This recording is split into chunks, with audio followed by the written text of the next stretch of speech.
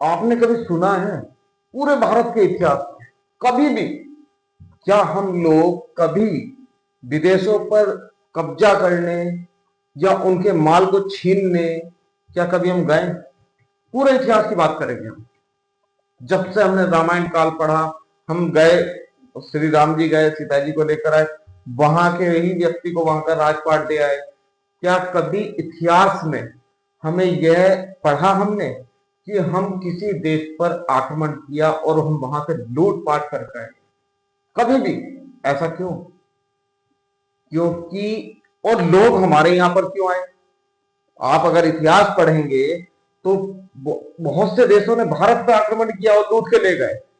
इससे साफ पता लगता है कि भारत इतना समृद्ध देश था, और शायद आज भी है, और इतना अमीर देश था कि भारत को कभी लूटने जाने के लिए बाहर जरूरत नहीं पड़ी, बल्कि लोगों को जरूरत पड़ी है कि भारत पे आए, आक्रमण करो और भारत से छीन के लेकर जाए।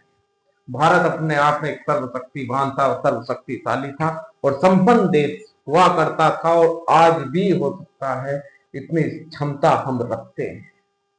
अगर आपसी विवादों में हम न फंसे, आपसी जातीय राजनीति में हम न फंसे, धार्मिक मुद्दों में हम ना उलझें, सिर्फ विकास की बात करें कि हमारा एक ही लक्ष्य होना चाहिए, देश का विकास।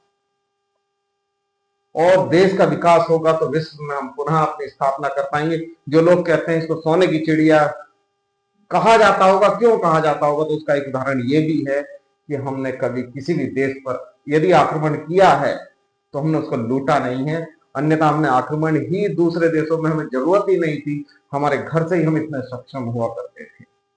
यदि आप सक्षम है तो क्या किसी दूसरे घर से आप लूटपाट करेंगे? नहीं करेंगे साहब। लोग आपके घर की तरफ देखना शुरू कर देंगे, जिन्हें जरूरत है, जो आक्रमणकारी होंगे, जिनकी सोच गलत होगी, जिनकी नीति गलत होगी, वे आपकी तरफ देखना शुरू कर देंगे, ना कि आप।